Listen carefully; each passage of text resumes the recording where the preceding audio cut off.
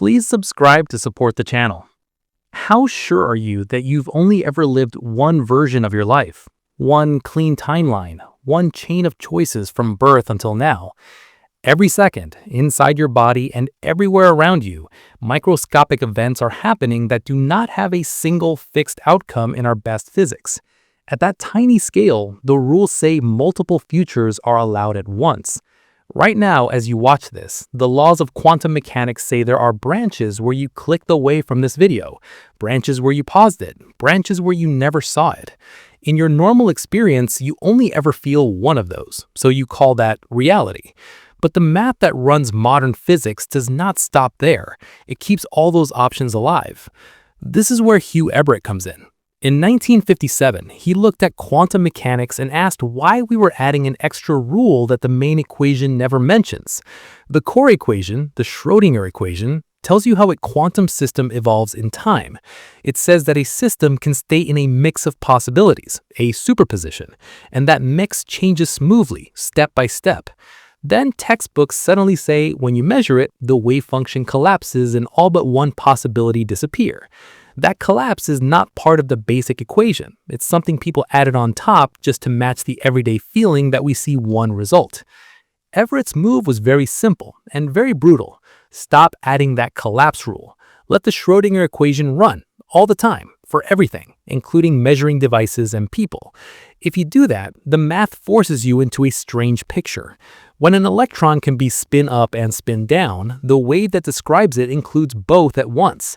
When you measure it, the combined system electron plus measuring device plus you evolves into a state where there is one version of you that sees up and another version of you that sees down. No collapse, no deletion. Just a branching of the total state into multiple non-communicating outcomes. That is the many-world interpretation. Not fantasy, just a standard equation taken literally.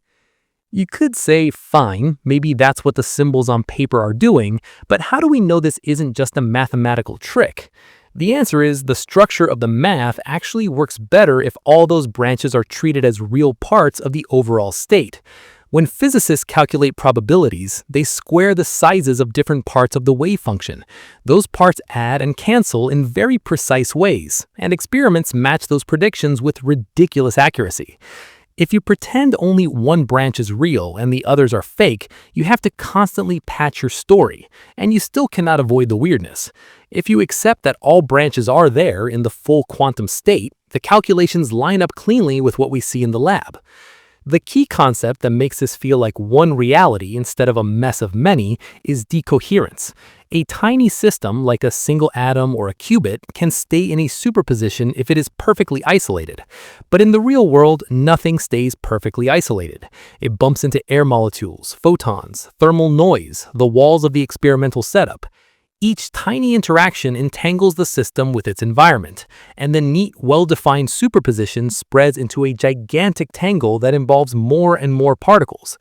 From that point on, the different branches no longer interfere with each other in any realistic way. For all practical purposes, they behave like separate realities. This is not just talk. People measure decoherence in actual devices.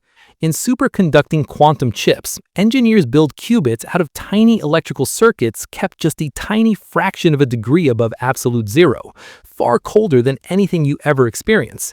They surround them with shields to block magnetic fields and vibrations.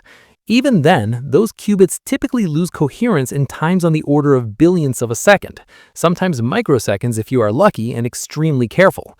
That means the delicate, both-at-once state collapses into something that behaves like an ordinary classical outcome on insanely short timescales. Decoherence is so fast and so aggressive that by the time something has scaled up to the size of a dust grain or a speck of skin on your hand, any quantum branching is effectively locked in. So now you hit a sharp question. If decoherence breaks contact between branches that fast, does that mean the other branches stop existing, or does it just mean you lose any way to reach them? Many worlds says they do not disappear. They continue, but with no way to communicate with your branch because the information that would let them interfere with you has been spread into trillions upon trillions of particles. The branching is all happening in the same underlying quantum field, the same basic space of possibilities, but each branch is dynamically cut off from the others. You only ever experience one chain of events, so you call that the world. But the full description of the universe contains all of them. At this point, you might be thinking, this still sounds like a high-level story. Is this actually tied to the physics that runs the devices in your house, or is it just a wild add-on on top of those equations? The uncomfortable part is it's the same physics, the theory that lets engineers design semiconductors, that explains why LEDs give off specific colors, that underlies the laser in a barcode scanner, and the hardware in MRI machines is quantum mechanics. When people design a transistor or a chip, they use the same core formalism that Everett was looking at. They don't switch to a different, normal version of physics to make your phone work. They just use a simpler, practical approximation of the same rules. So here's the clash. Your everyday picture of one solid reality is not coming from the equations. It's coming from how your brain experiences one branch after decoherence has done its work. The math that matches experiments over and over describes a wave of possibilities that doesn't kill off alternatives. It just splits them and stops them from talking to each other. That's what overlap means in this context. All the branches exist in the same deeper structure, but the processes that generate your conscious experience only ever track one consistent history through that structure. This is why some physicists say many worlds is not the crazy option, it's the minimal one. You drop the extra rule about collapse, you accept that the full quantum state is real, and you live with the consequence that there are far more versions of events than you will ever see. It's not a script pitch, it's a direct reading of equations that we already trust for everything from chemistry to solid-state physics. That's why this hits so hard. It doesn't ask you to believe in new kinds of magic. It just forces you to admit that the rules under your daily life were never as simple as one world, one timeline. But talk is cheap, right? So where do you actually see the universe breaking your one reality in a way that you can point to, in a way that a camera or a detector can record, in a way that forces even skeptical physicists to say, yes, that's real, and our old story can't explain it? One of the most basic experiments in physics tells you something that sounds impossible. A single particle behaves like it took two paths at once. You set up a screen, you put a barrier in front of it with two very thin slits, and you send particles toward it, electrons or light particles, one at a time. Common sense says each particle is a tiny bullet. It should go through slit A or slit B, hit the screen, and after enough shots, you should see two bright bands where most of them land.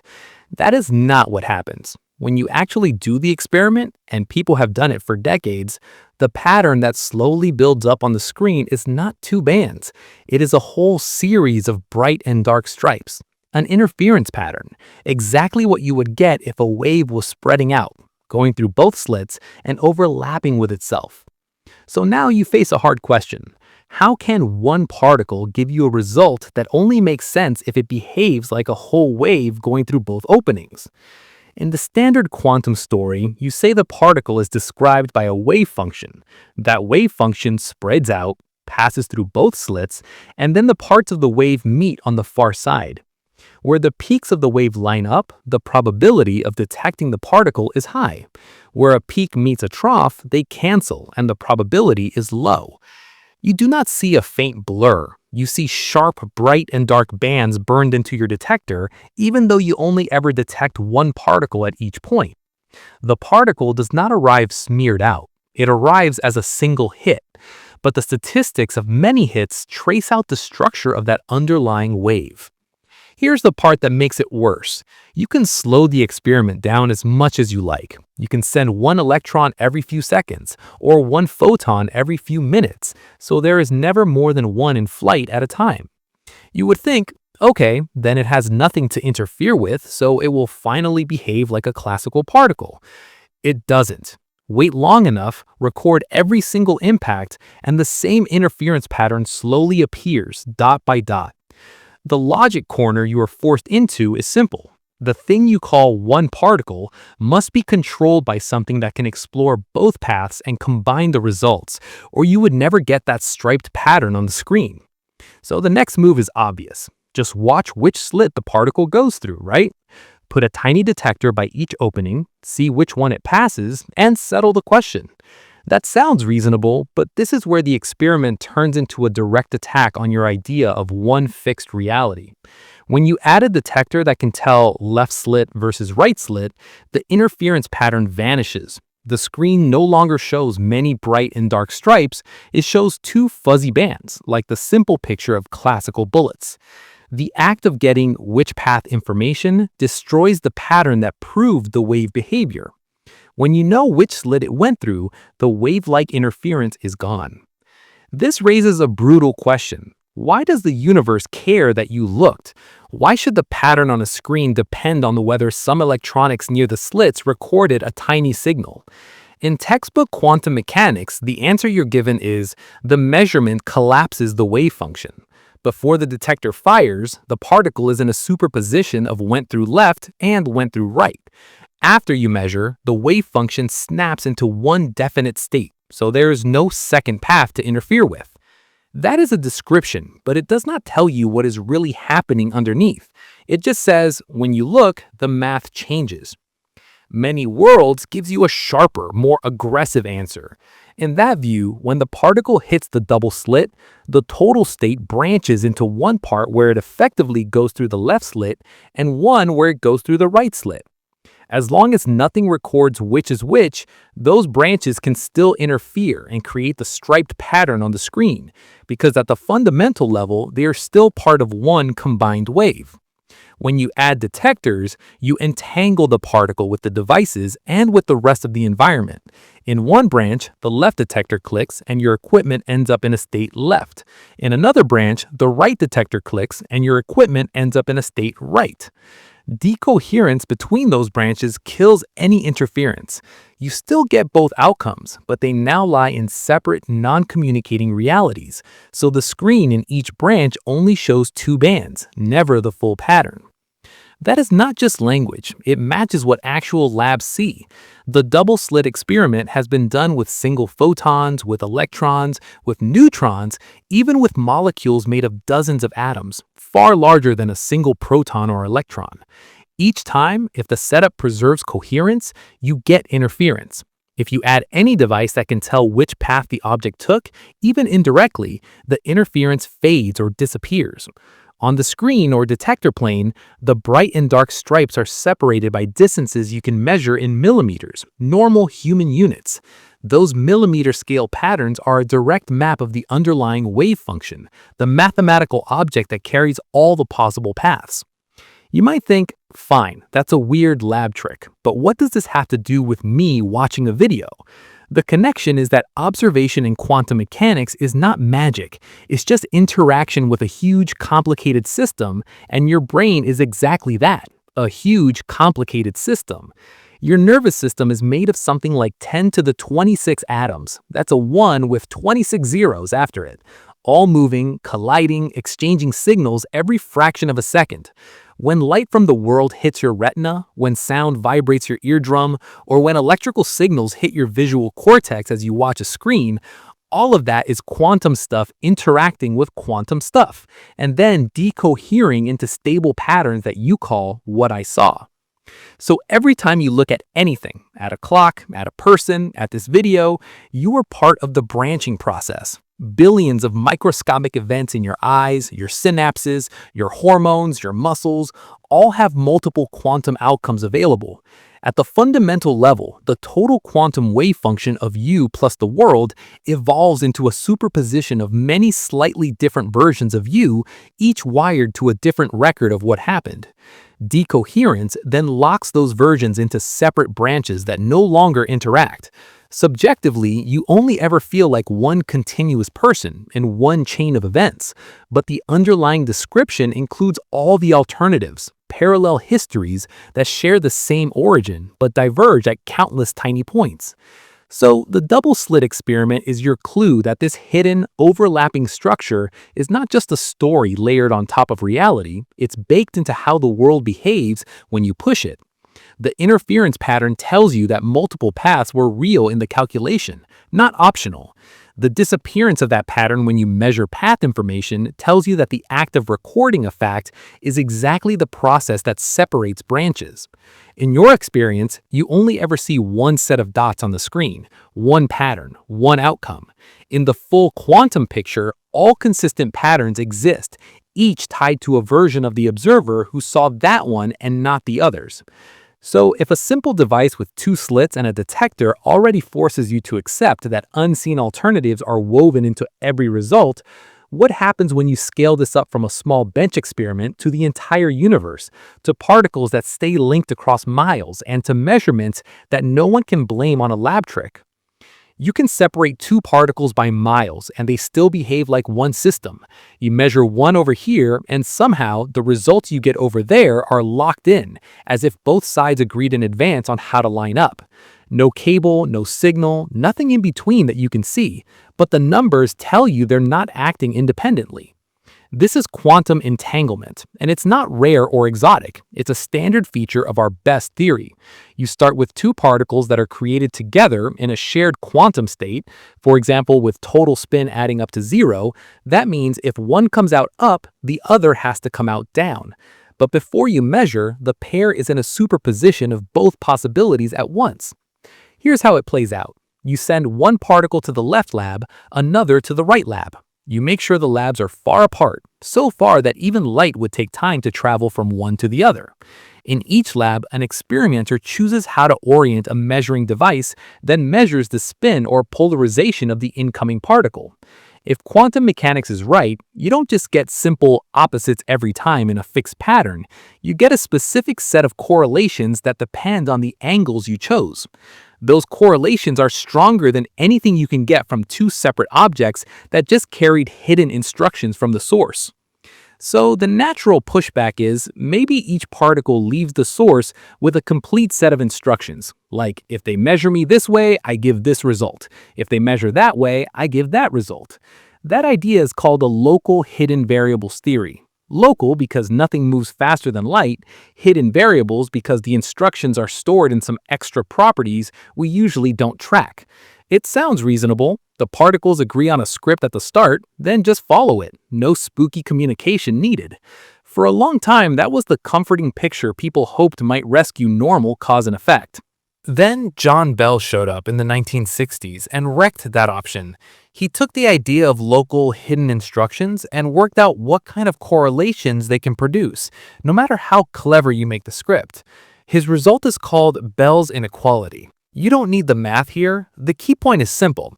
If local hidden variables are real, there is a hard ceiling on how strongly the results in the two labs can be correlated, once you average over many runs with different settings. Quantum mechanics predicts correlations that cross that ceiling. That gives you a clean test. You just build the experiment and see which side wins, local realism or quantum predictions. In the 1980s, Alain Aspect and his team in France basically ran that test for real. They created entangled photons, sent them in opposite directions, randomly changed the measurement settings while the photons were in flight, and collected huge amounts of data. The correlations in the results violated Bell's inequality in exactly the way quantum mechanics says they should. Since then, more and more precise experiments have been done, with better randomization, better timing, detectors with higher efficiency. In the 2010s, several loophole-free Bell tests were reported, where all the obvious escape routes for local hidden variable models were closed. The pattern is always the same. Classical hidden scripts fail, quantum predictions match what the detectors see. This leaves you with a very uncomfortable choice. Either something like entanglement really allows non-local correlations, or you have to give up the idea that measurement outcomes are fixed before you observe them. Einstein called this spooky action at a distance and hated it, because it sounds like you could use it to send signals faster than light. But that part turns out not to be true. You can't control which result you get, so you can't encode a message. What you get instead is a weird compromise. The universe does not let you use entanglement to break relativity, but it also refuses to behave like a bunch of little billiard balls with local properties. Many Worlds slices this whole situation in a different way. In that picture, the entangled pair, the detectors, and you form one giant quantum system with many possible joint outcomes. When you measure your particle, you do not force it to pick a single pre-existing value. Instead, the total state branches into different versions, one where you got up, one where you got down, and so on for every combination of settings and results on both sides. The correlations are baked into the structure of that big joint state from the start. When you look at your detector, you're only finding out which branch of that overall state you're in. So, from the many worlds point of view, nothing needs to jump instantly across the distance. There is no signal racing from your lab to the other lab.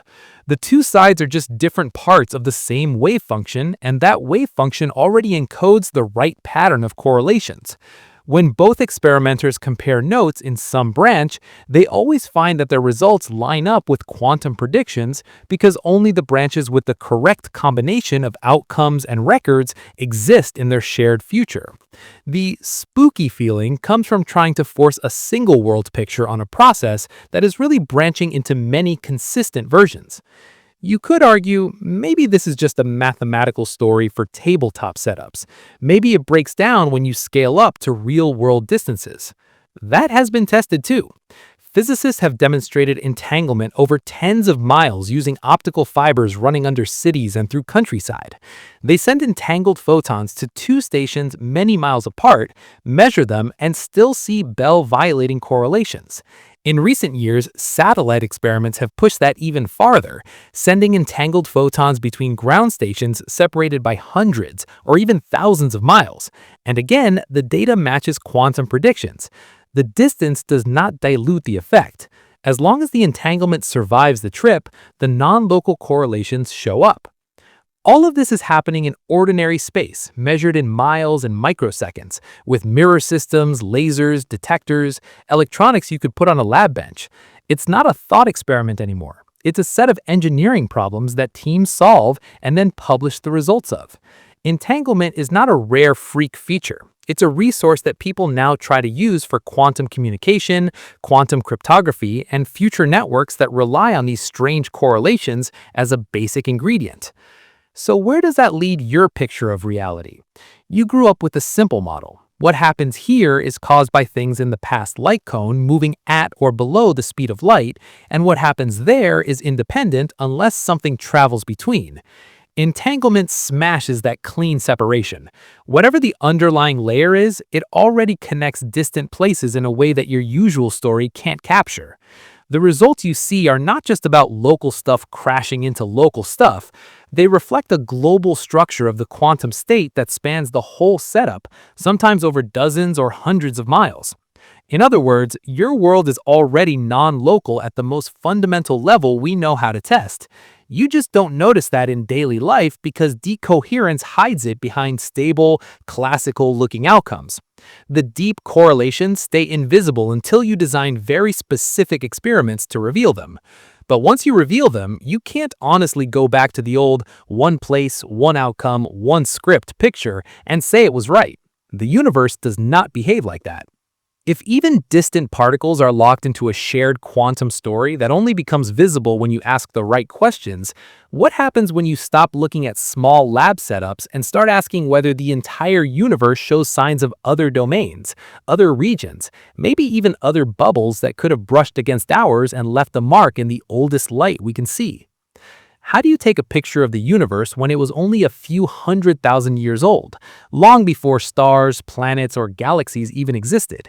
You look at the oldest light that still reaches you. Space right now is filled with a faint glow of microwave radiation coming from every direction. This is the cosmic microwave background, the CMB. It's leftover light from when the universe was about 380,000 years old, which is extremely early compared to its current age of about 13.8 billion years. Back then, the universe had cooled enough for electrons and protons to combine into neutral atoms, so light could finally travel freely instead of constantly bouncing off charged particles. That fossil light has been stretched by billions of years of expansion, and today it has a temperature of about 2.7 Kelvin, only a few degrees above absolute zero. In Fahrenheit, absolute zero is about negative 459.67 degrees, so this glow corresponds to roughly negative 454 degrees Fahrenheit. Unimaginably cold, but not quite the bottom. When scientists first measured the CMB in detail, they expected it to be almost perfectly uniform, the same temperature everywhere. On large scales, that's mostly true. If you point a sensitive microwave detector anywhere in the sky, you get basically the same reading, that 2.7K background. But mostly the same is not good enough for cosmology. To explain how galaxies, clusters, and large structures formed, you need tiny differences, tiny overdensities and underdensities in the early universe. So the question became, how smooth is this glow really, and how precisely can we measure the small bumps? That's where dedicated satellites come in. NASA's WMAP mission, and later the European Space Agency's Planck satellite, scanned the entire sky again and again, mapping the temperature of the CMB with extremely high precision. They were not looking for a 1-degree difference or even a 1,000th of a degree. They were looking for variations on the order of a few 10,000ths of a degree Fahrenheit, about a few tens of microkelvin. That means brightness changes at the level of about 1 part in 100,000. Those tiny hot and cold spots in the CMB are thought to be the seeds of all the structure you see today. Slightly denser regions pulled in more matter over billions of years, turning into galaxies and clusters, while slightly emptier regions stayed relatively void. On a map from WMAP or Planck, the sky is colored with patches and speckles, but that's just a visual boost so your eyes can see the pattern. The actual physical differences are tiny. Still, the statistical pattern of those fluctuations carries a lot of information about the age of the universe, the amount of dark matter, the amount of normal matter, even the geometry of space on the largest scales we can observe. Cosmologists compare the map to different models, adjust parameters, and narrow down which big-picture stories about the universe actually match the data. This is not guesswork. It's a huge fit between theory and very detailed measurements. Now, here's where the story gets more tense. When you look at the CMB not just as random speckles, but as a whole sky pattern, you see some features that look off. One famous one is called the CMB cold spot. It's a region of the sky that appears significantly colder than the average, over a much larger patch than you would statistically expect from simple random fluctuations. There are also strange large-scale alignments in the data, where certain temperature patterns line up with each other in a way that doesn't look completely random. Some people jokingly labeled one of these patterns the axis of evil because it seemed to defy the clean, simple, isotropic universe we like to draw in textbooks. These anomalies are not clear proof of anything exotic, and there are more conservative explanations on the table, like statistical flukes or effects from large structures between us and the CMB, such as supervoids. But because the CMB is such a fundamental dataset, any odd pattern in it draws attention.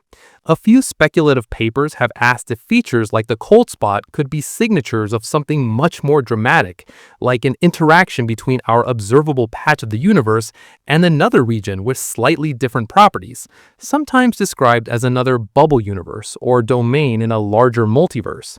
That idea connects to a bigger framework called eternal inflation. In basic inflation, the early universe went through a very rapid exponential expansion driven by a high-energy vacuum-like state. Eternal inflation takes that further. In many models, inflation does not end everywhere at once. Instead, some regions drop out of the inflating phase and form bubble universes like ours, while inflation continues elsewhere.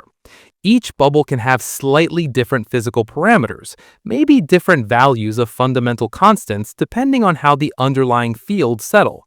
If two bubbles formed close enough in the larger inflating space, they could collide.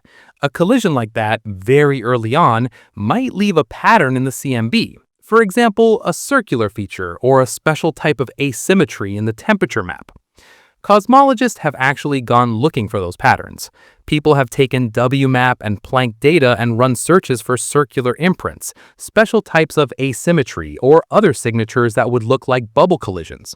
So far, nothing has reached the level of a clear, universally accepted signal. Some analyses claim mild hints. Others say the data are consistent with no collisions at all. The overall status is there is no smoking gun. No one can point to a region of the CMB and say, this is definitely where our universe hit another one. That lack of a definitive signal is important. It means we cannot honestly say based on current data that we have detected another bubble universe. But the effort itself tells you something. Very large, very expensive missions like WMAP and Planck were approved, flown, and analyzed, partly because they let us test high-level ideas like inflation and possible multiverses. Teams spent serious time and computing power searching for signatures of other domains in the CMB. That is not internet rumor energy. That is real telescope time and real career-level effort. So you're in a situation where the oldest light in the universe is mapped almost down to the last microkelvin, the overall pattern fits a precise cosmological model, and yet at the edges, in the anomalies and subtle patterns, there is room for questions about whether our observable patch is just one region inside something larger. The CMB does not prove that other bubbles exist, but it also doesn't rule out the idea. It gives you a clean testing ground where the concept of other regions with different physics is a legitimate part of the discussion. If the oldest light in the sky is already hinting that our universe is just one region inside a bigger structure, the next natural step is to ask about something closer to home, right here, in and around every galaxy. Something you can't see, can't touch, but keeps pulling on you anyway, as if there's an invisible layer of matter overlapping everything you know. Galaxies do something they're not supposed to do. They spin so fast that by normal gravity, they should have torn themselves apart a long time ago.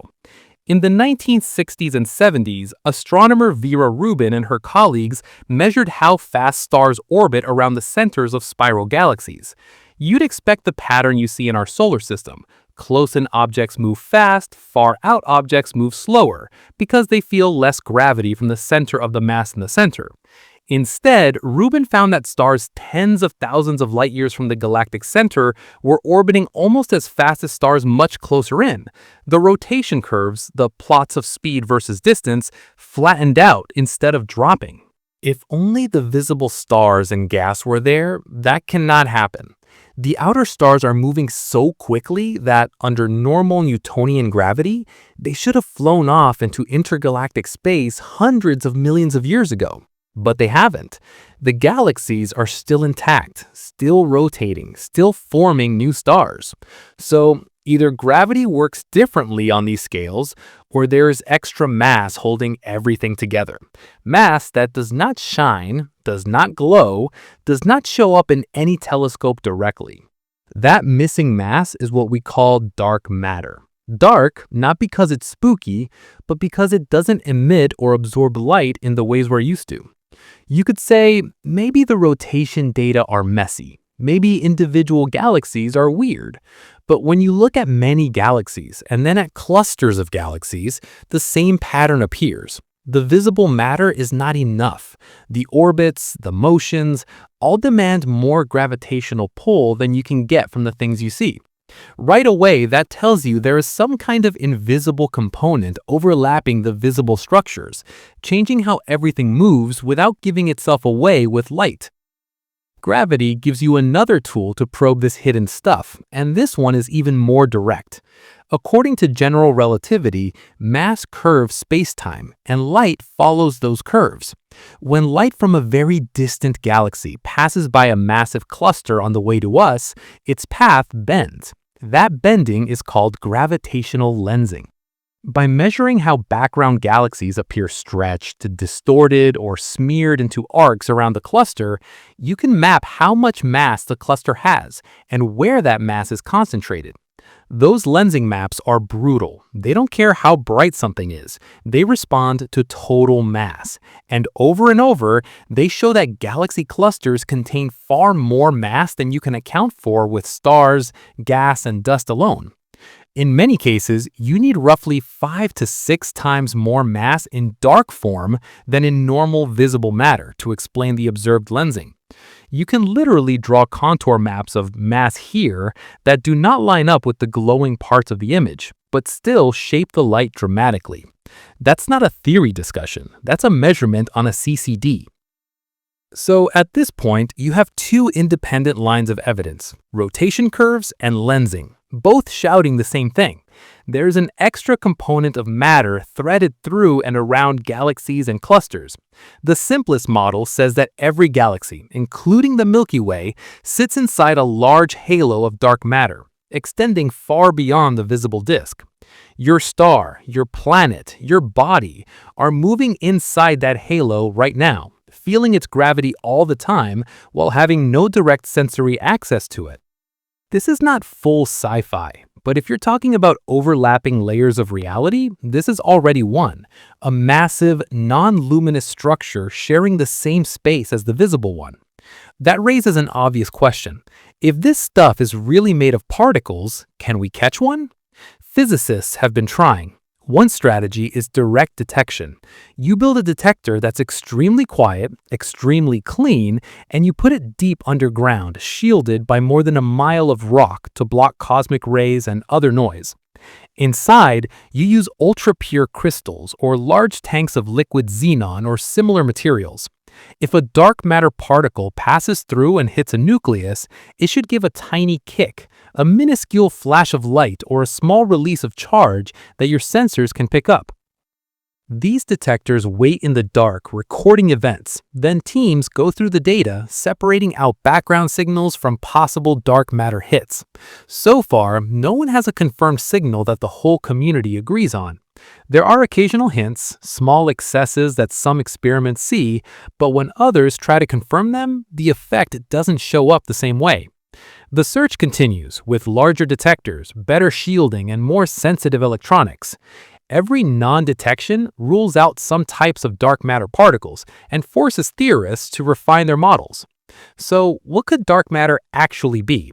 The simplest picture is it's made of new particles that barely interact with normal matter, except through gravity and maybe through a very weak force. But the possibilities are wider than that. In some ideas, dark matter isn't just one extra particle, it's a whole hidden sector with its own versions of light and forces, its own interactions.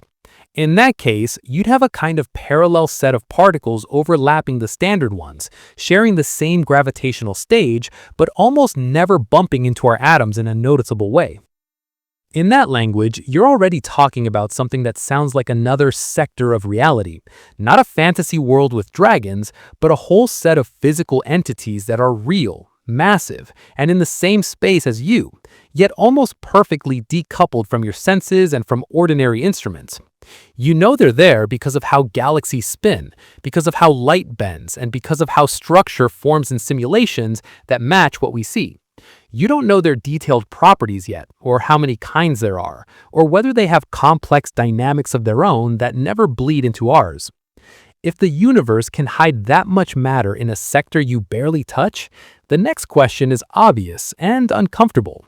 If 70% of the cosmos isn't even matter at all, but some kind of energy built into space itself, what does that say about how incomplete your picture of reality still is?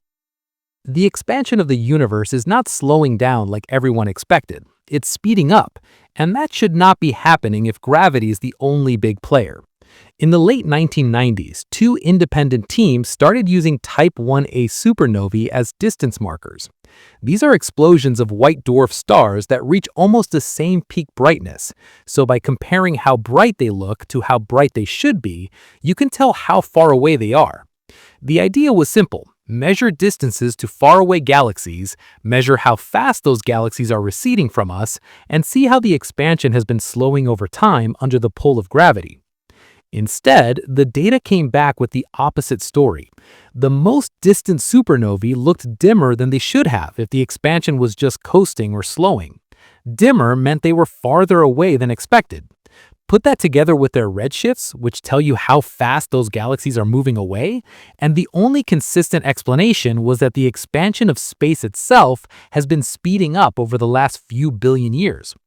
Galaxies are not just drifting apart, they're being pushed apart faster and faster. That discovery was strong enough that it earned a Nobel Prize in Physics in 2011. To explain this, cosmologists introduced something you can think of as a uniform energy density associated with space itself, dark energy. This isn't energy stored in stars or gas or dark matter particles. It's built into the fabric of space-time.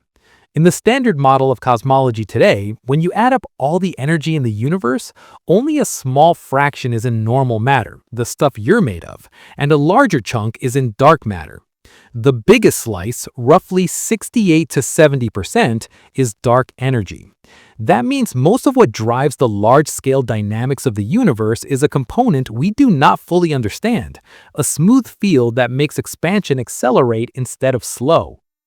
On paper, that might sound like just another parameter to plug into equations, but the moment you bring quantum field theory into this, the situation blows up. Quantum fields don't sit perfectly still, even in empty space. They fluctuate.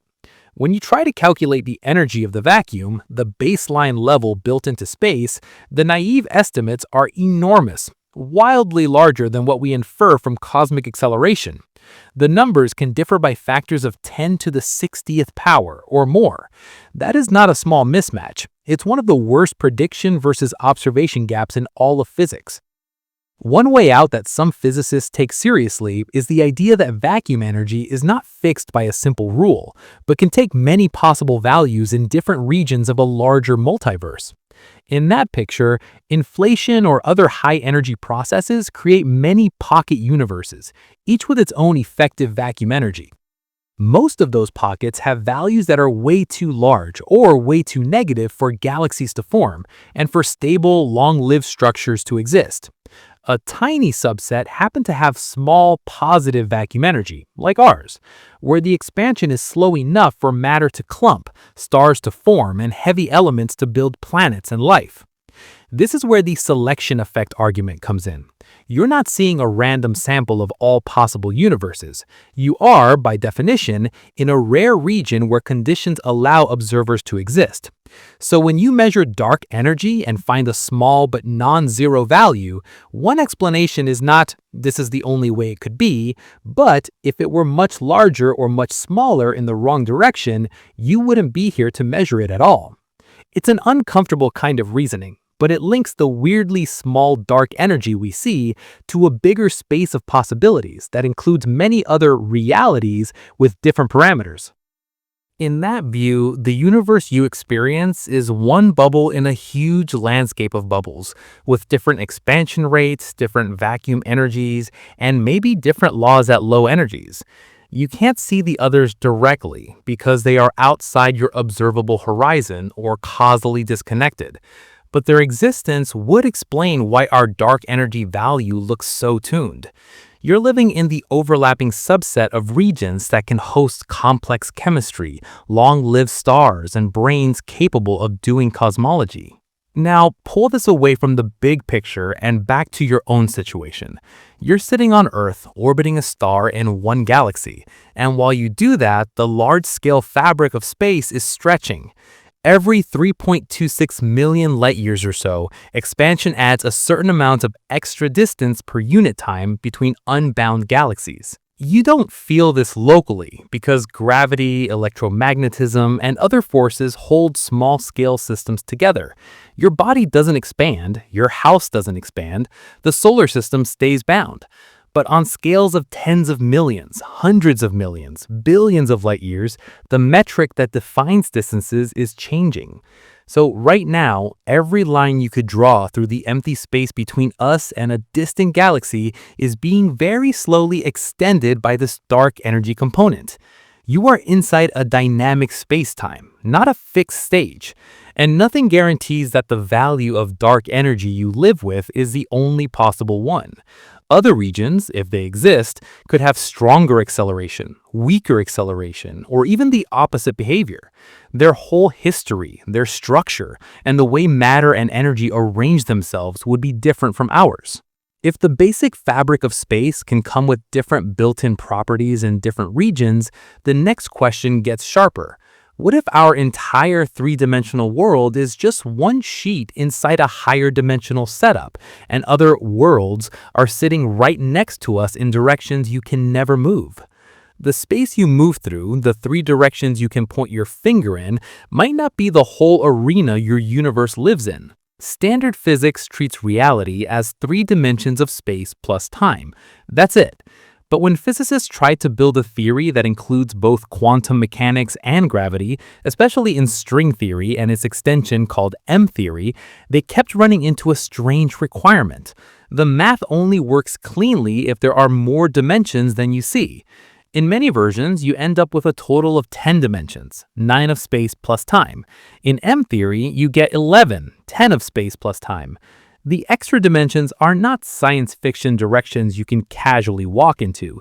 They're built into the equations that describe tiny strings vibrating instead of point particles. In this picture, what you think of as particles are different vibration modes of very small strings, maybe on the scale of the Planck length, far smaller than an atomic nucleus. The possible vibrations depend on the shape and size of all the dimensions, including the extra ones. To reconcile that with the fact that you don't see extra directions in daily life, the usual move is to say those extra dimensions are compactified, curled up into shapes so small you can't probe them with current experiments. They're there in the math, but you're effectively blind to them at human scales. That makes one very direct question hang in the air. If space can have more dimensions than you can move in, what else could be living in that larger space alongside you? One family of ideas that pushes that further is called brane world models. The word brane comes from membrane, but here it means an object with some number of spatial dimensions. A 2-brane would be like a 2D surface. A 3-brane would be a 3-dimensional volume. In some scenarios, our entire observable universe is a 3-brane inside a higher dimensional bulk space. All the familiar particles and forces you deal with, electrons, quarks, photons, the nuclear forces, are confined to this brane. They can move around within the 3 large spatial dimensions you know, but they don't have access to the extra dimensions in the bulk. If that's true, then other branes could exist in the same higher dimensional bulk, each with its own matter and forces, not interacting with us directly. They wouldn't be far away across our space, they would be displaced along one of those extra directions you don't have access to. A simple way to picture it, without leaning too hard on metaphor, is to think of multiple 3D volumes embedded in a bigger space, not touching, but close in a direction you can't point to. To you, only your brain is real and solid.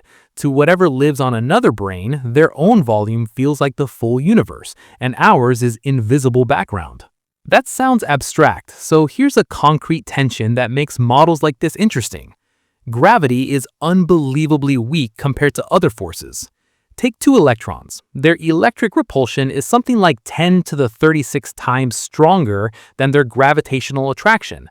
If you hold a paperclip and let it go, the entire Earth's gravity pulls on it, but a small magnet on your desk can easily overpower the planet and grab the clip. That mismatch is called the hierarchy problem. Why is gravity so much weaker than the electromagnetic force? One possible answer inside brane world thinking is that gravity isn't actually weak, it's diluted. Maybe gravity, unlike other forces, is not confined strictly to our brain. Maybe it spreads into extra dimensions in the bulk. If gravitational field lines can fan out into more directions than you see, the part that stays on our brain would look weaker because some of the effect is leaking away into dimensions you can't probe. That idea motivated real experiments. People have tested Newton's law of gravity at very short distances, down to fractions of a millimeter, to look for tiny deviations that might signal extra dimensions.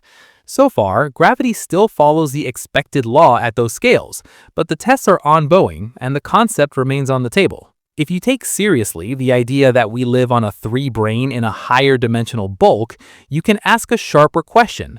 What would it mean for two brains to overlap?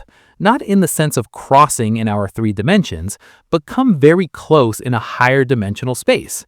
In some models, brains can attract or repel each other, bend, stretch, and even collide. A collision between two large brains could release enormous energy, enough to trigger something like a Big Bang event on one or both brains. There are speculative ecpodic scenarios where our universe's hot beginning is explained as the aftermath of a brain collision in the bulk, rather than an initial singular explosion in a single space.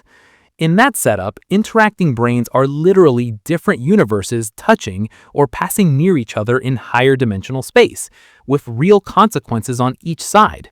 It's not a fantasy crossover, it's a high-energy process built into the same kinds of equations that try to unify gravity and quantum theory.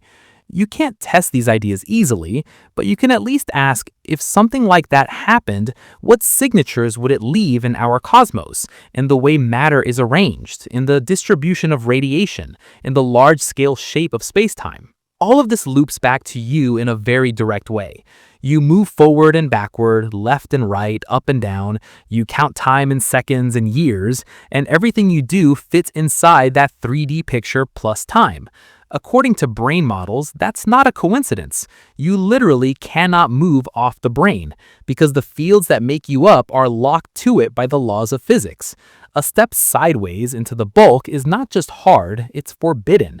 From your point of view, extra dimensions are not hidden rooms, they're directions that don't exist as options.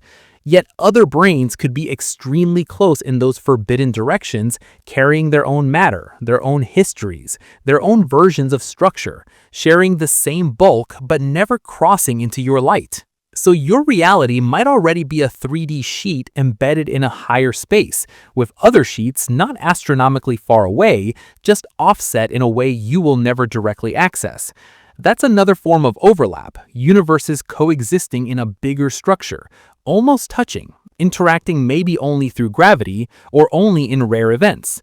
If something like that is even on the table as a serious idea in high-energy theory, the next question gets sharper. What if our entire three-dimensional world you experience isn't even fundamental? What if it's a kind of projection from a lower dimensional boundary that holds the real information? How can something that swallows everything still keep track of what it ate? A black hole is supposed to trap anything that crosses its event horizon, light included. According to general relativity, once matter falls in, all that's left to describe the black hole are a few simple numbers: its mass, its spin, maybe its charge. The detailed information about what went in seems gone.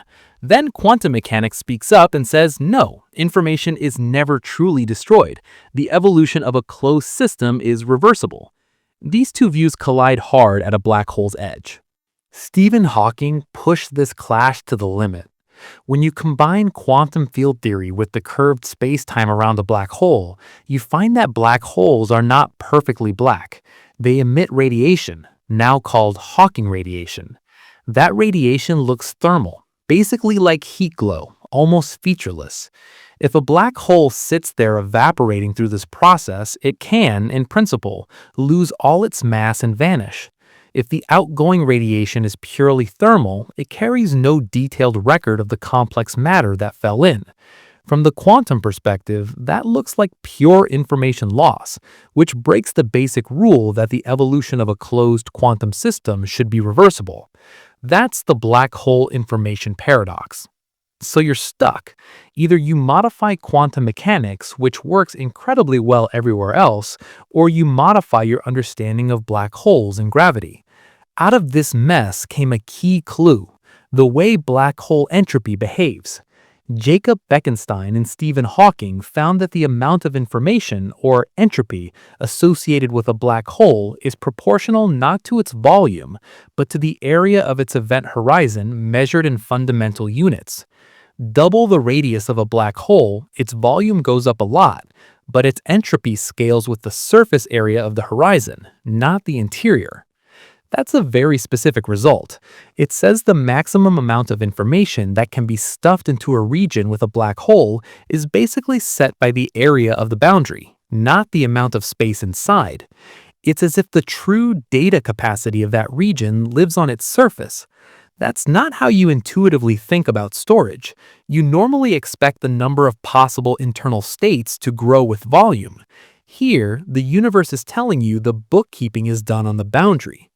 Gerard Tufte and Leonard Susskind took that area scaling seriously and made a general jump. Maybe this is not just about black holes, maybe it's a hint about how space-time and gravity work everywhere. They proposed the holographic principle. The core idea is blunt. All the physics that happens inside some region of space can, in principle, be fully described by degrees of freedom living on the boundary of that region, with a maximum information content set by the area, not the volume. You can think of it in simple terms: a full three-dimensional story encoded on a lower dimensional surface. The word holographic is not decoration here. In a basic hologram on a credit card, a two-dimensional pattern on the surface holds enough information to reconstruct a three-dimensional image when you shine light on it. In the cosmology version, the proposal is far more extreme. The true fundamental description of what happens in a volume might live on the boundary, and the three-dimensional world you experience is the effective result of those boundary rules playing out. For a while, this was a powerful but vague principle. Then, in the late 1990s, Juan Maldacena gave a concrete example that shocked the high-energy theory world. He showed that a certain type of gravity theory in a higher dimensional space with negative curvature, called anti-de Sitter space, is equivalent to a quantum field theory without gravity living on the boundary of that space. This is the ADS-CFT correspondence. ADS for the gravity side, CFT for conformal field theory on the boundary. The important part for you is not the specific technical setup, it's the fact that this duality is precise enough that people can actually do calculations. You can pose a question about how something falls into a black hole in the bulk and translate it into a problem purely about interactions in the boundary field theory. You can compute correlation functions, entanglement, and thermal properties on one side and get answers about the other. Two totally different looking theories in two different numbers of dimensions turn out to be two ways of describing the same underlying physics. That is holography in action, not as a loose analogy, but as a concrete mathematical bridge. It tells you that, at least in some carefully defined setups, the gravitational reality in the bulk and the non-gravitational reality on the boundary are two descriptions of one object. The bulk is not more real than the boundary, and the boundary is not less real than the bulk. They are dual. If you only ever lived in the bulk, you'd think your 3D world plus time was fundamental. If you only ever lived on the boundary, you'd think your 2D field theory was fundamental. Each would see the other as a strange emergent picture. Now push that one step back toward the theme of overlapping realities.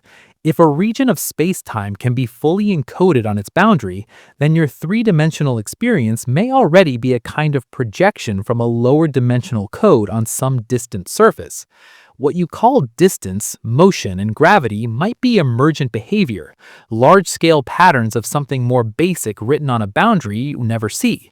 And nothing in the holographic idea says there must be only one way to encode a given bulk. In principle, different boundary theories, different codes, could lead to bulk descriptions with different effective physics. In that sense, your familiar 3D world is one realization of a deeper information structure. Other consistent encodings, other boundary setups, could correspond to bulk realities with different low-energy laws, different particles, different histories. They would overlap in the sense of sharing the same abstract framework, the same deeper information space, while not overlapping in the sense of direct interaction. You experience one emergent layer. The framework suggests there could be many. So step back and tally what you've heard so far. Black holes treat information as an area quantity, not a volume quantity. The holographic principle says a region's physics can be stored on its boundary. ADS-CFT shows one sharp case where gravity in the bulk and no gravity on the boundary are exactly the same thing in two different languages. That already breaks the simple idea that there is one single obvious fundamental layer. Your world might be a projection, and other projections could exist on the same underlying structure. If the universe can store whole volumes of reality on distant surfaces, and if gravity and space themselves can be emergent from deeper information, the next question is unavoidable. What exactly is this vacuum you think of as empty, and how many different ways can it be arranged to produce different effective realities? Empty space is not actually empty. Even if you pump out all the air and cool it down as much as technology allows, there's still something there. In quantum field theory, the basic objects are not particles flying around in a void. They are fields that fill all of space. There's an electron field everywhere, a photon field everywhere, a quark field everywhere, and so on. An electron is just a tiny localized excitation of one of these fields. A photon is a ripple in the electromagnetic field. You never have no field, you only have different patterns of excitation, including the lowest energy pattern we call the vacuum. That means when you say vacuum, you're not talking about a total absence of stuff. You're talking about the state of all these fields when they are as quiet as they can be given the rules of quantum mechanics. And as quiet as they can be doesn't mean perfectly still. Quantum rules say you can't nail down energy exactly and keep it fixed forever in a precise way. There are always fluctuations, temporary shifts, little jitters in the fields, even in what you'd normally call empty space. These are vacuum fluctuations, and they're not just a story in a textbook. They're physical enough to move metal. Your empty space has structure that shows up when you set up the right geometry and ask the right question. Now go one layer deeper. In many quantum field theories, the vacuum is not unique. The lowest energy configuration of a field can come in multiple versions. A simple way to picture it is to think of a landscape with several valleys. A ball sitting still in any valley is at rest, but each valley has a slightly different height. In field theory language, each valley corresponds to a different vacuum state. The fields have different background values, and that changes the effective masses and couplings of particles. That means basic properties of matter can depend on which vacuum the fields are sitting in. If that's true, then you don't just talk about one vacuum, you talk about many possible vacua. Different parts of a bigger universe, or different universes entirely, could be settled into different vacua. In one vacuum, particles might have one set of masses and interaction strengths. In another, they could be different. Chemistry could change, nuclear reactions could change, even whether long-lived atoms exist at all could change.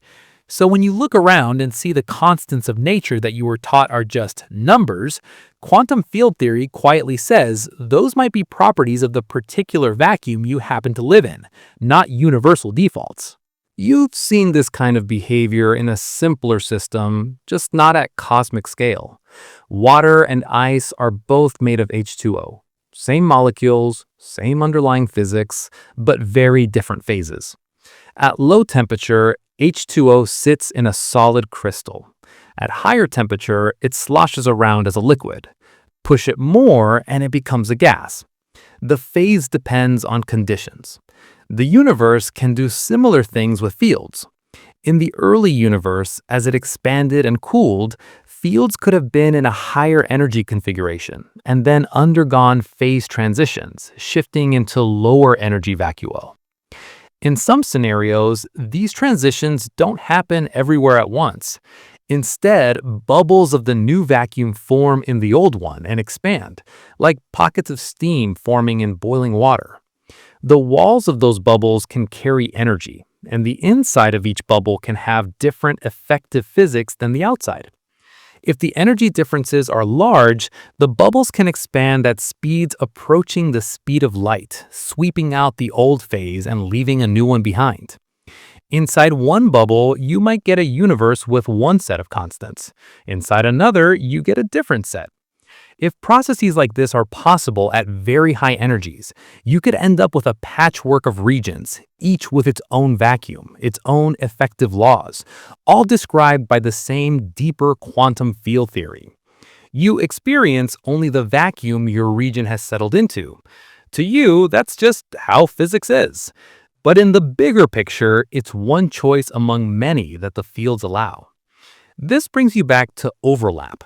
You are sitting in one configuration of the fields, one vacuum, one phase. The values of the constants you measure, the way particles behave, the kinds of atoms that are stable, all trace back to that choice.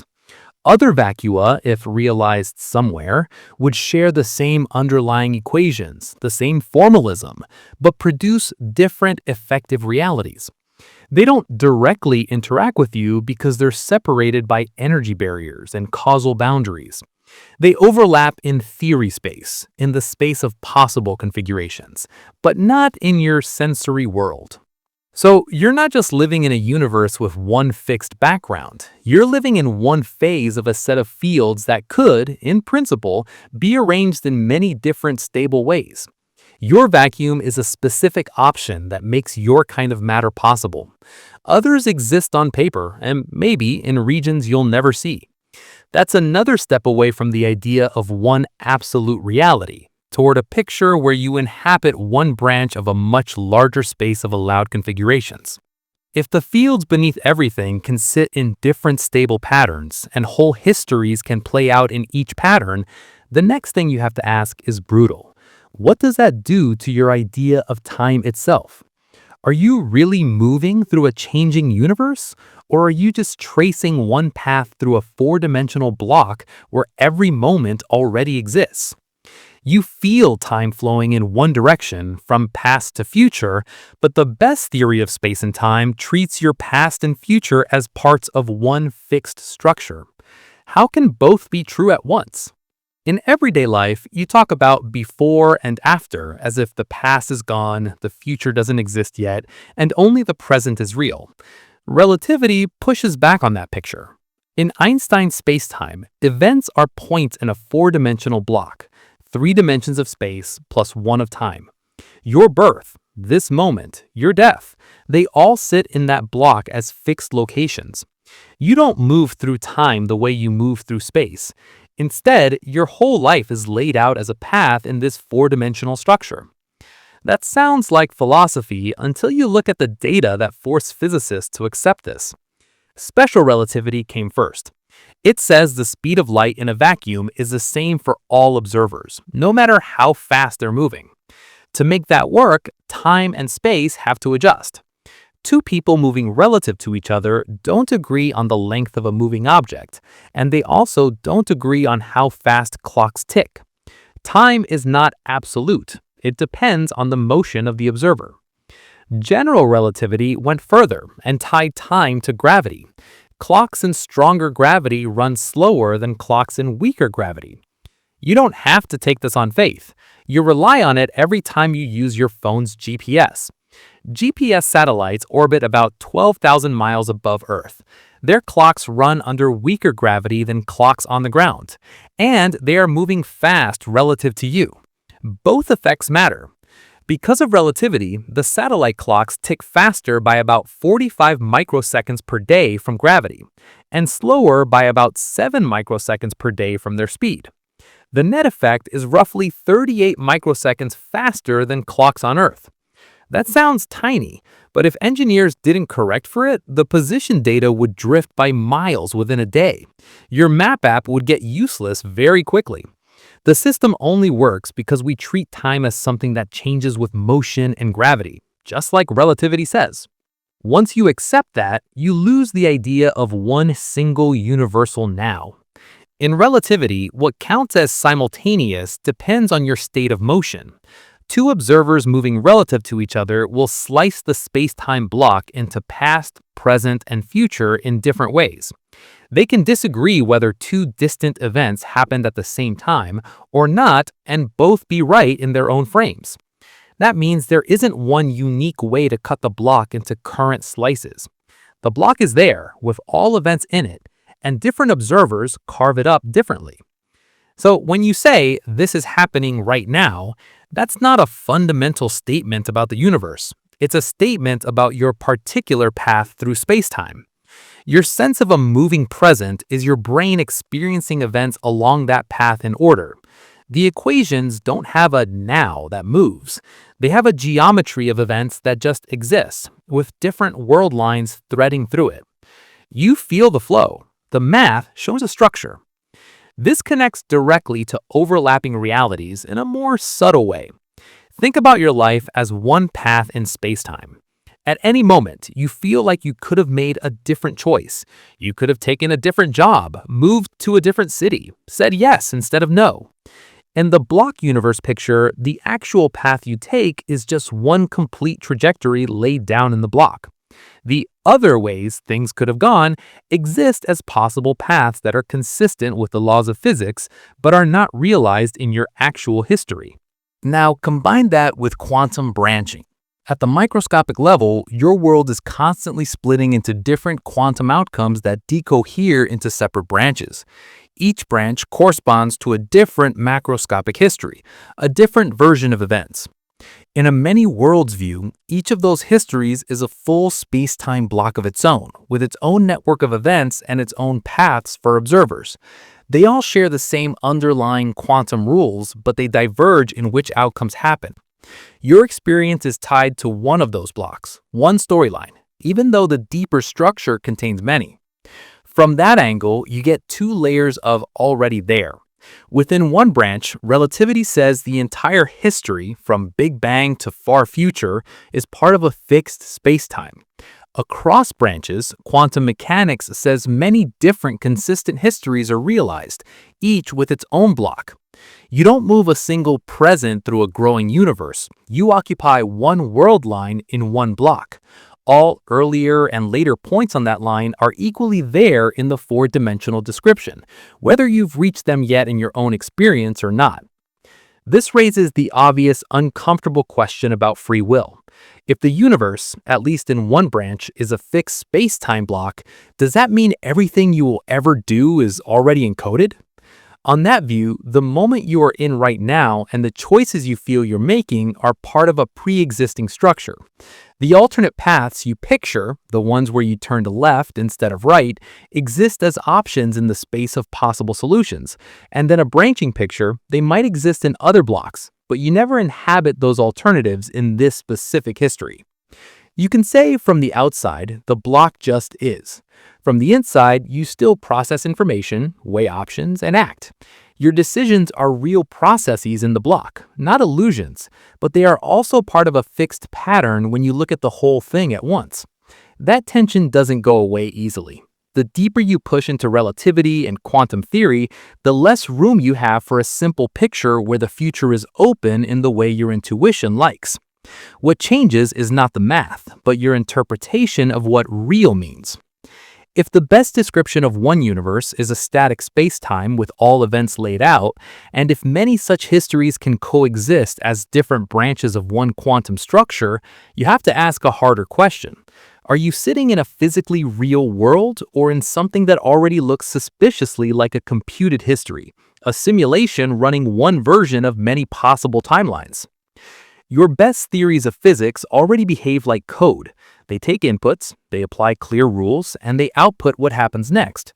You write down laws for how particles move, how fields evolve, how gravity curves space-time, and then you step those equations forward in time.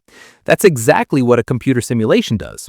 You discretize space into a grid, you chop time into tiny steps, and you update the state over and over according to the rules.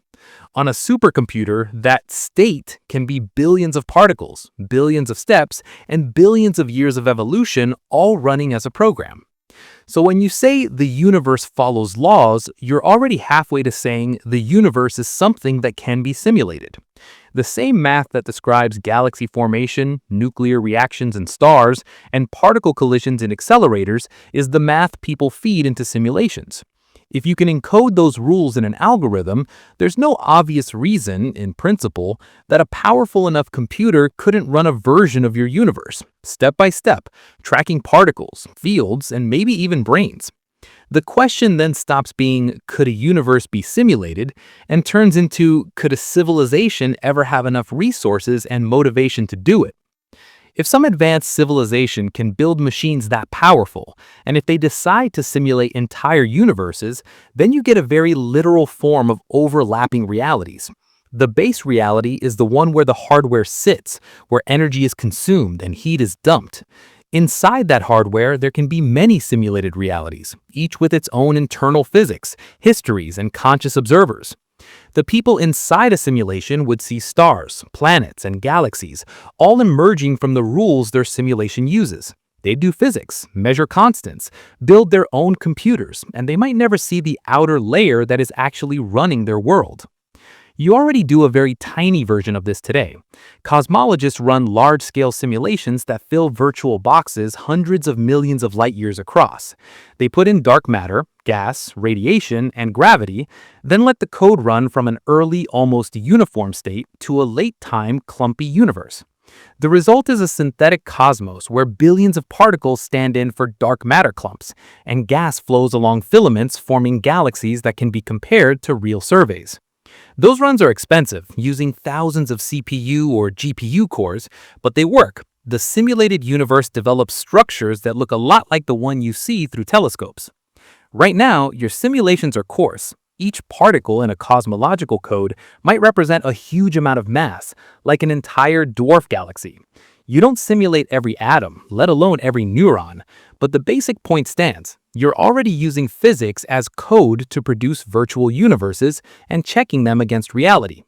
That makes the idea of a more advanced civilization doing the same thing at a far higher resolution feel less like fantasy and more like a scaled-up version of what you're doing now.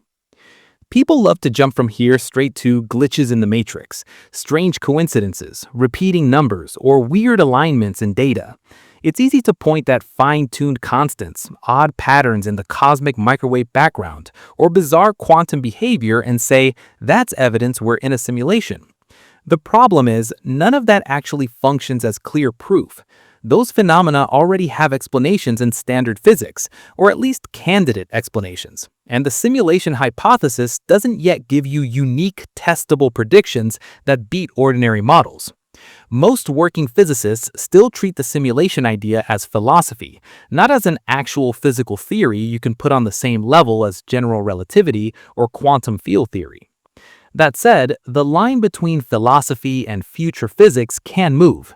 There are occasional proposals, like looking for limits on energy scales that might reflect a discrete simulation lattice, or checking for unnatural noise patterns.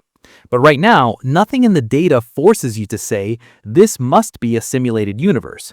You can't point to a specific anomaly and prove that some cosmic programmer cut a corner. The simulation story is an extra layer on top of the physics you already know, not a necessity forced by the equations. The tension comes from a different direction. If it is physically possible for a civilization to simulate universes with conscious beings inside, and if doing so is not unbelievably expensive, then one base civilization could run many simulations. Those simulations could run their own simulations, and so on. When you count up all the minds that exist, most of them would live in simulated worlds, not in the base layer where the first machines were built. If that's how things work, then a random observer is more likely to be in a simulation than outside. That's the uncomfortable statistical argument people keep coming back to. You can try to escape it by saying maybe no civilization ever reaches that level of technology, or maybe they reach it but decide never to run detailed simulations of universes with conscious beings. Those are possibilities. But if even one civilization somewhere, sometime, goes ahead and fills a chunk of its future light cone with simulations, then the count of simulated observers versus base observers becomes lopsided fast. At that point, saying, I'm definitely in the base reality becomes a strong claim, not a neutral starting point. If you take the simulation idea seriously, then your entire physics lab could be running as a process on someone else's hardware. Your constants, your galaxy distribution, your own brain activity all assigned to data structures in memory. The world you experience would be one layer.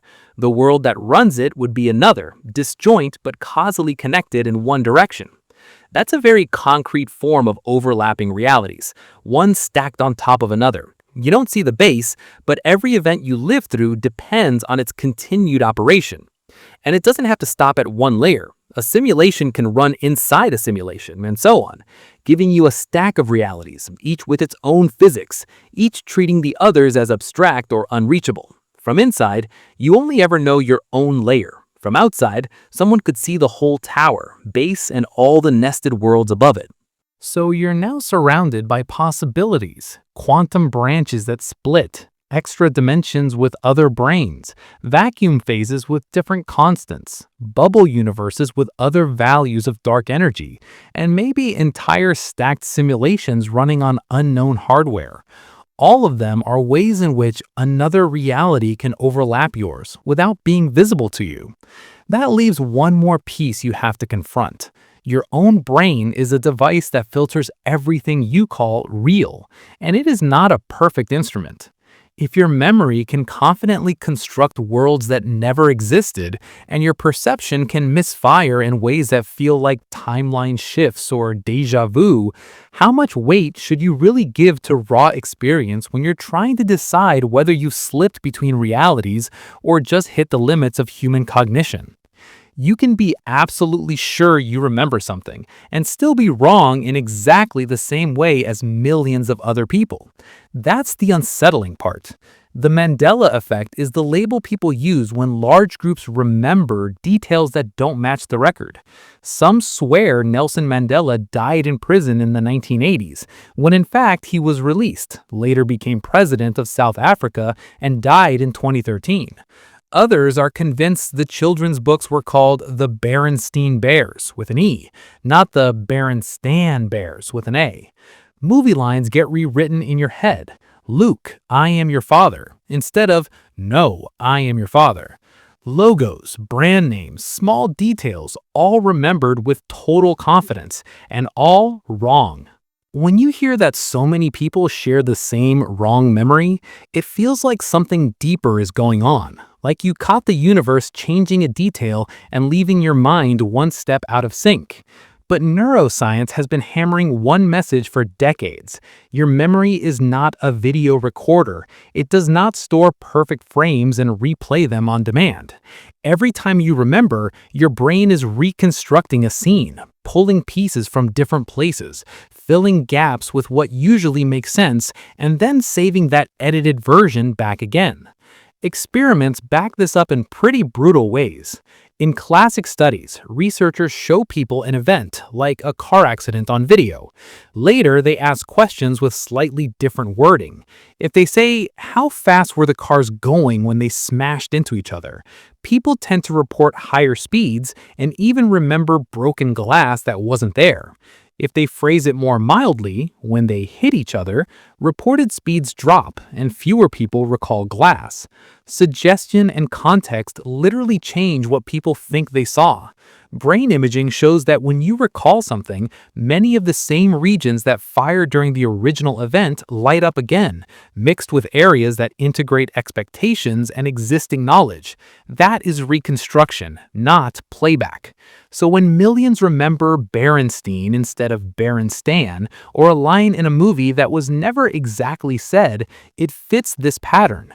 Your brain wants names to fit familiar patterns. Steen is a common ending. Stain looks odd, so the memory drifts toward the familiar one and gets reinforced every time you think about it or hear someone else say it.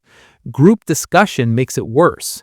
When you hear others confirm the same false version, your brain treats that social agreement as evidence. The wrong version gets locked in even harder. Déjà vu is another example where your inner feeling is powerful but misleading. You walk into a room you've never seen or have a short conversation and suddenly get the crushing sense that you've lived this moment before. Everything feels copy from a previous run. It's natural to reach for explanations like, I've jumped timelines, or this is a glitch in reality, because the feeling is so strong and so specific. But again, the brain gives you a cleaner story. The current thinking is that déjà vu comes from a misfire in the systems that tag experiences as new or familiar. Your brain has fast circuitry for recognizing patterns and separate, slower systems for building full, detailed memories. If the familiarity circuit activates a little too early or the timing between the two systems slips, you can get a new scene flagged as already seen, even though your detailed memory system knows it's fresh. Some experiments link déjà vu to activity in the temporal lobes, and people with certain types of temporal lobe epilepsy report intense déjà vu episodes before seizures. That points to a neural glitch, not a cosmic one. Now, it's true that some people fold all of this into a parallel world story. They say Mandela effects are proof that timelines merged, that you slid from one reality where the cereal box looked one way into another where the spelling changed. They say déjà vu is your brain briefly aligning with another version of your life and recognizing a scene from that track. The key thing to see is that none of that is required to explain what's happening. Fallible memory, social reinforcement, pattern bias, and timing errors in complex neural networks are more than enough to explain what's going on. Science is not dismissing your experience, it's reclassifying it. The strong feeling is real. The interpretation that it must be timeline jumping is not. If you treat every vivid shared false memory as hard evidence for parallel universes, you're ignoring a huge amount of data from psychology and neuroscience that already explains why human beings are so easy to nudge into confident error. Eyewitness testimony, even when honest, is notoriously unreliable. Court cases have been based on it and later overturned by DNA evidence. That should tell you how dangerous it is to treat memory as a direct readout of reality. What all this really shows is that your brain is not a passive camera sitting in a solid world. It's an active model builder, constantly predicting, filling gaps, smoothing over noise, and rewriting its own records to keep your story coherent. It generates a continuous, stable feeling reality out of messy, incomplete input. Most of the time, that works well enough to keep you alive and functioning. Sometimes it fails in systematic ways, like the Mandela Effect, like déjà vu, like optical illusions, like false memories inserted by leading questions. And that matters for the bigger question of overlapping realities. Quantum experiments, cosmological maps, gravitational lensing, neutrino detectors. These are all external instruments that check what the universe is doing, whether you're paying attention or not. Your raw intuition, your memories, your subjective sense of weirdness, those are outputs of a noisy biological system with known bugs. They're interesting data about your brain, not reliable data about the structure of space-time. So when you hear people say, "I remember it differently, that proves I shifted realities," you can now see the flaw. The universe does not need to rewrite itself to explain a misremembered logo. Your nervous system already gives you all the tools needed to generate that disconnect. The fact that your inner world can be so sure and so wrong at the same time is exactly why, when we talk about other realities overlapping ours, we have to lean on hard measurements and repeatable experiments, not on feelings and anecdotes. Once you accept that your senses only show you a filtered, error-prone slice of what's really happening, another question opens up. Even in this one universe, with one set of known particles and forces, how much is passing straight through you right now that your body never registers? Particles and signals that treat you as almost completely transparent, like you're barely there at all. Right now, your body is being hit by particles you will never feel. Every second, roughly 1 trillion neutrinos from the sun fly through you, not in your general direction, through you. They pass through your skin, your bones, the chair you're on, and then keep going straight through Earth as if the planet were made of smoke. Neutrinos barely interact with normal matter. Most of them will travel light years of rock or metal or flesh and never collide with anything in a noticeable way. You live in a constant storm of particles that almost never show up in your senses. Neutrinos were not added to physics because someone wanted a cool new particle. They were invented to fix a serious accounting problem. In some radioactive decays, energy and momentum didn't balance if you only counted the visible particles. Something invisible had to be carrying away the missing chunk. That something became the neutrino. Later, detectors finally caught them, confirming that this ghost component of the universe was real. Today, we know neutrinos come from the sun, from exploding stars, from nuclear reactors, and from high-energy processes across the cosmos. They're everywhere, but they're almost not there, as far as you were concerned. Catching one is hard enough that we build detectors the size of buildings or bigger, and then sit and wait. One strategy is to go to a very quiet place, deep underground, under a mountain, or down in a mine. You fill a big tank with ultra-pure water or another clear liquid and line the walls with sensitive light sensors. When a neutrino finally hits an atom in that water, it can create a charged particle that moves faster than light moves in that medium, which produces a brief cone of blue light. Those faint flashes tell you a neutrino interaction happened. Out of the vast number passing through, you see just a tiny handful. Another strategy is even more extreme. The ice cube experiment in Antarctica uses a cubic kilometer of clear ice as its detection medium.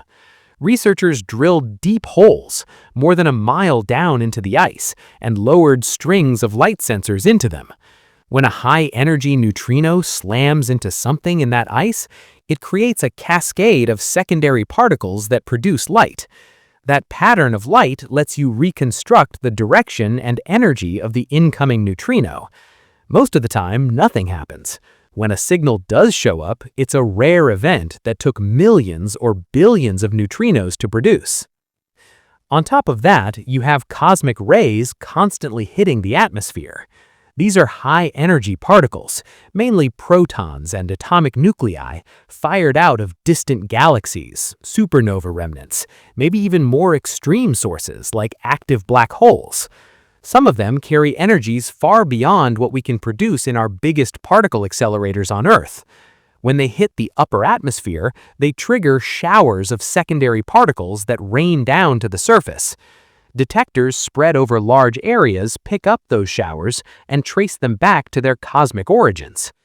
So between neutrinos streaming through and cosmic rays slamming in, you are not isolated. You are immersed in particle traffic you never notice. Your body is constantly intersected by things that treat you as nearly transparent.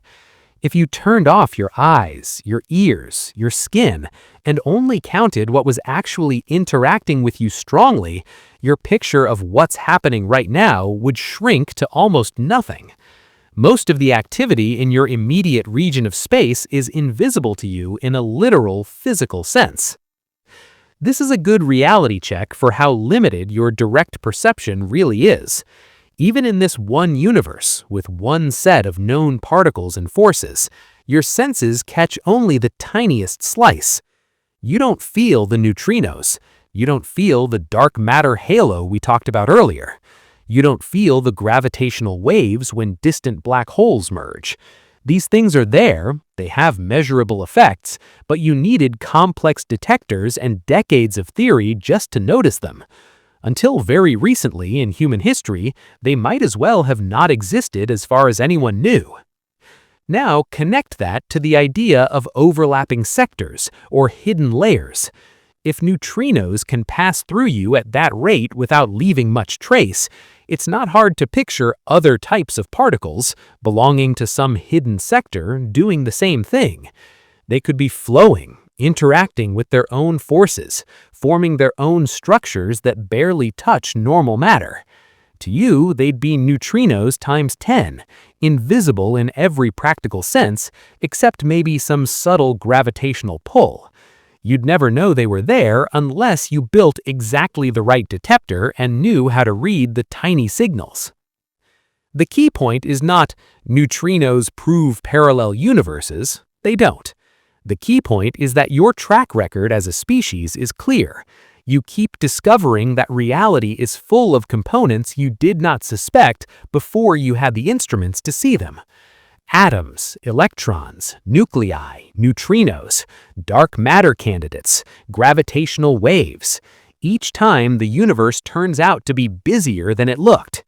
What you call nothing keeps gaining structure as your tools improve. We only detected neutrinos in the 20th century. We are still refining our understanding of their masses, how they oscillate between types, and what role they play in cosmic evolution. We are still improving our maps of high-energy cosmic rays, still learning where the most extreme ones come from. That should make you cautious. If it took this long to find out that 1 trillion ghost particles cross your body every second, and that ultra-energetic particles are constantly hammering the atmosphere, what else is out there that you have not built the right experiment to catch? This is why serious discussions of other sectors or hidden physics are not just fantasy. The pattern in science is that every time we gain a new kind of detector or a new band of observation, we find more layers. X-ray telescopes revealed hot gas in galaxy clusters. Radio telescopes discovered pulsars and the cosmic microwave background. Particle detectors revealed neutrinos and new families of particles. Ice and deep water became tools for seeing what used to pass unnoticed. Each step expanded your picture of what really exists in the same space you occupy. So when we talk about overlapping realities, it's not only about other universes with different laws, it's also about how much of this universe you fail to register in daily life.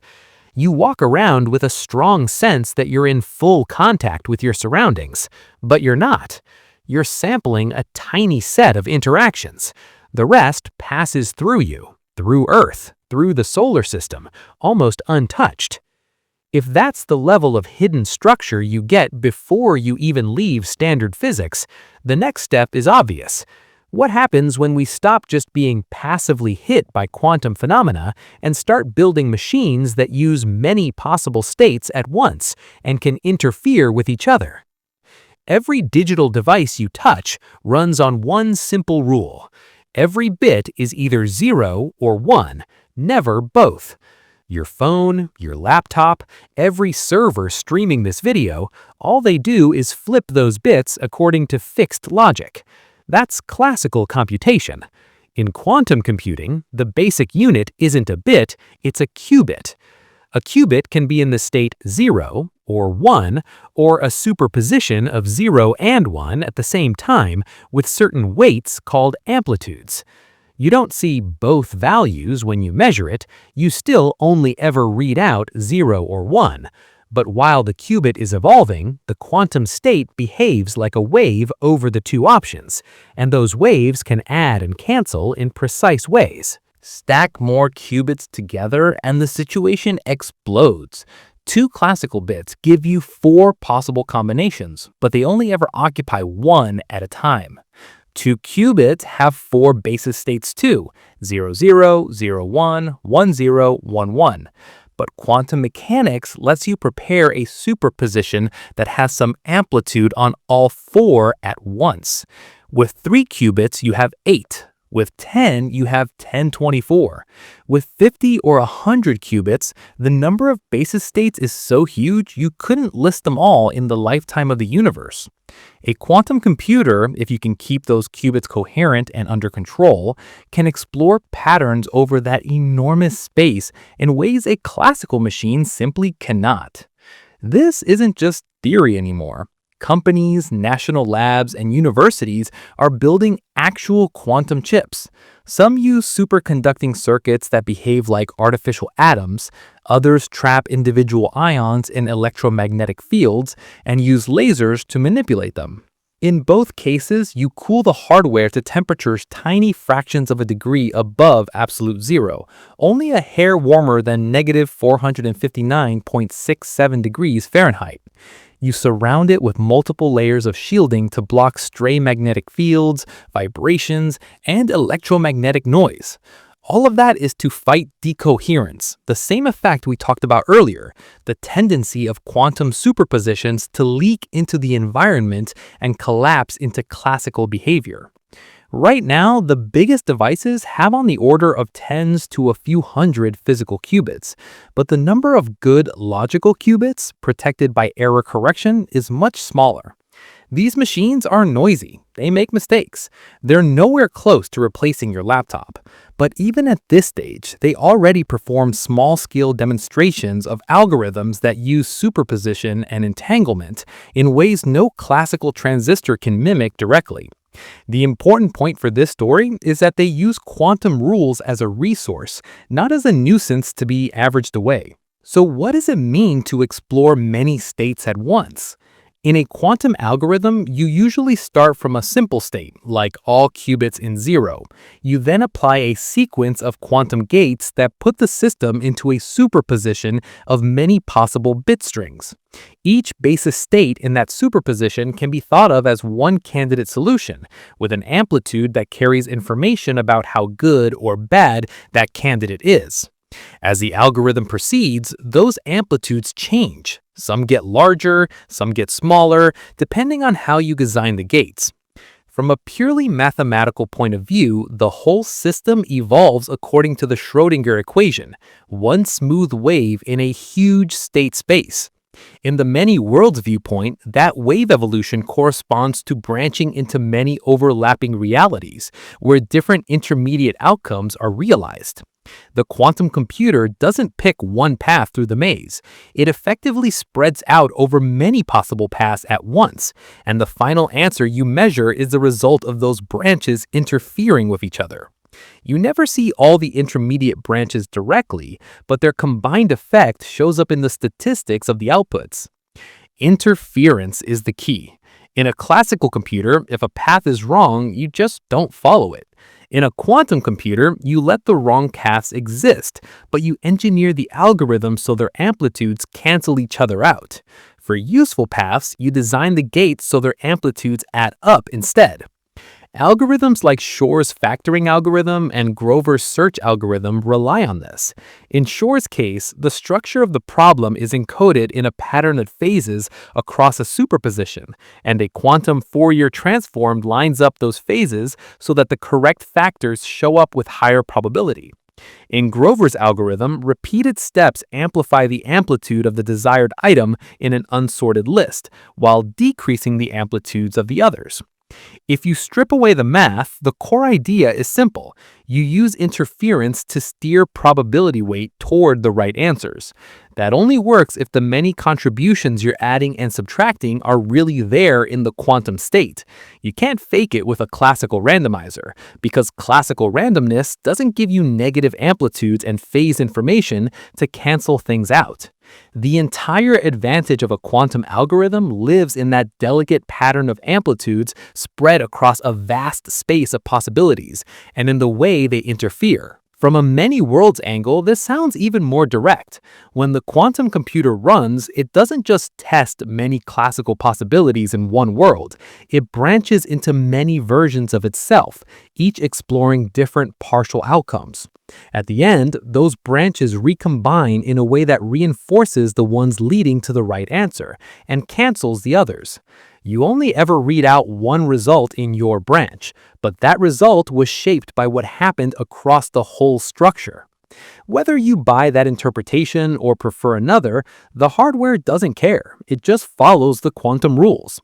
The weird part is this is the first time we've built machines whose entire point is to manipulate branching and interference instead of fighting them. In classical engineering, you try to isolate your system from quantum noise to make it behave predictably and classically. Here, you do the opposite. You embrace superposition and entanglement, and you design around decoherence instead of pretending it isn't there. These chips are physical devices that push right up against the boundary between one outcome behavior and many outcome behavior, and they do it on purpose. So as you watch this, there are labs where qubits are being cooled, entangled, driven by microwave pulses or lasers, running small algorithms that only make sense if quantum mechanics is exactly as strange as the double-slit experiment and entanglement tests say it is. Those machines are proof by construction that overlapping possibilities aren't just abstract talk. They're something you can design around, exploit, and scale up. They're not science fiction props. They exist. They use real electricity. They sit in real cryostats. When you put all of this together, you get a disturbing picture. Your everyday intuition says there's one world, one timeline, one reality. Your best theories say there are many branches, many vacua, many sectors, maybe many universes, and at least some of those structures can overlap in ways you only see through careful experiments. Now you're building computers that treat those overlaps as a resource. That sets up the final sharp question. If the universe really does support other realities overlapping yours, in quantum state space, in extra dimensions, in hidden sectors, or even in simulation layers, what does that actually mean for you, for this life you're living in one branch? How much of this is hard data? How much is serious but speculative? And how much is just your brain trying to find a story that makes sense of a cosmos that clearly doesn't match your old idea of one solid world? So after all this, what can you actually say without hand-waving? Quite a lot. Entanglement experiments have shown that particles separated by miles still produce correlations that break every local hidden variable model anyone has tried. Galaxy surveys and rotation curves show that visible matter is nowhere near enough to hold galaxies and clusters together. Gravitational lensing maps reveal huge amounts of invisible mass bending light by exactly the amount gravity predicts. The cosmic microwave background has been measured across the whole sky, out to tens of billions of light years in look-back time, with tiny temperature ripples that match precise cosmological models. GPS only works because we correct for relativity, for time running differently in orbit than it does on Earth. Neutrino detectors see particles from the sun and from deep space that pass through Earth like it's almost not there. None of that is opinion. Those are measurements, recorded in hardware, checked and checked again. From that data, plus the theories that fit it, you already know a few hard things. Quantum mechanics is not optional. The world really does use superposition and interference. Relativity is not optional. Time and space really are flexible, and now is not universal. The universe really is filled with dark matter that you can't see directly, but you can wade through its gravity. The expansion of space really is accelerating, pushed by something you label dark energy. The vacuum really does have structure, with fluctuations you can measure in the Casimir effect. None of this depends on what anyone feels. It's locked in by experiments that could have gone the other way but didn't. Then there's the next layer, the part that's still serious but not settled. When you talk about many worlds, bubble universes from eternal inflation, branes in higher dimensional space, holographic dualities applied to our whole cosmos, or full-blown simulations run by advanced civilizations, you've crossed from "we have strong evidence this is how the universe behaves" to "this is a consistent way to extend what we know." These ideas are not all on the same level, but they share a pattern. They grow naturally out of the mathematics that already works. Quantum field theory almost begs for multiple vacua. Inflation, once you write it down, almost begs to be eternal elsewhere.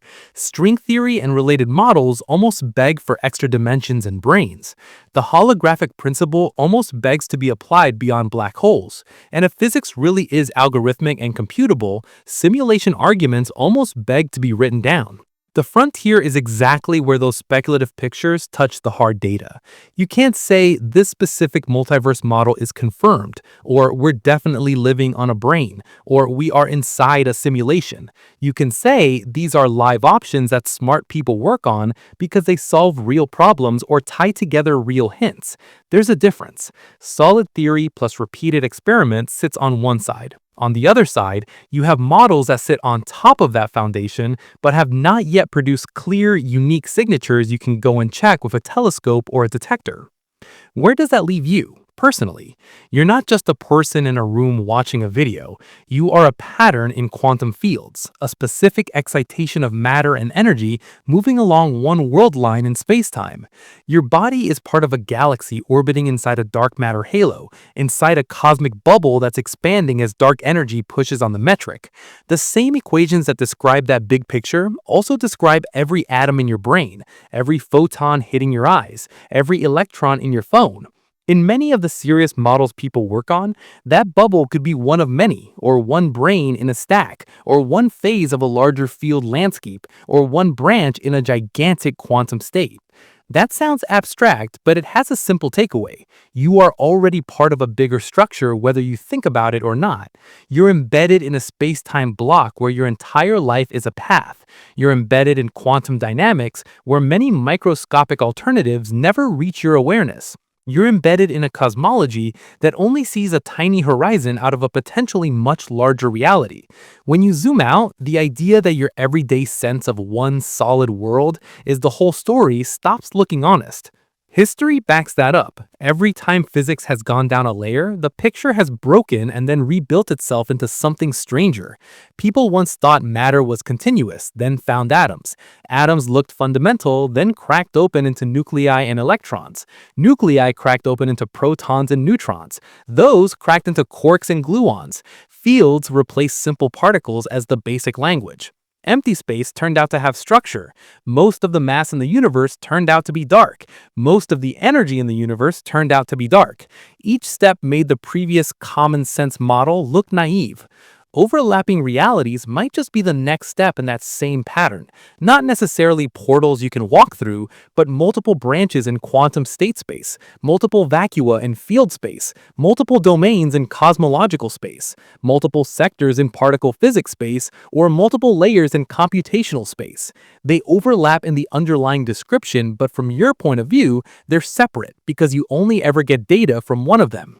If that's where the math keeps pointing, then the idea of a single, unique, absolute world starts to look less like a deep truth and more like a useful shortcut your brain uses to stay sane.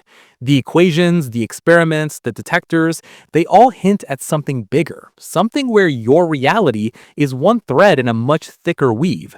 So the sharp question stops being, is there another reality out there somewhere, and turns into something more aggressive. How many levels of reality are already built into the physics you use every day? How many branches, vacua, domains, sectors, and layers exist in the full description, and how many of them have in some sense already run right past you while you lived your life inside a narrow slice thinking it was all there was? This video is for educational or entertainment purposes only, and information provided in the video may be incorrect. If you enjoyed the video, consider subscribing to the channel and like the video.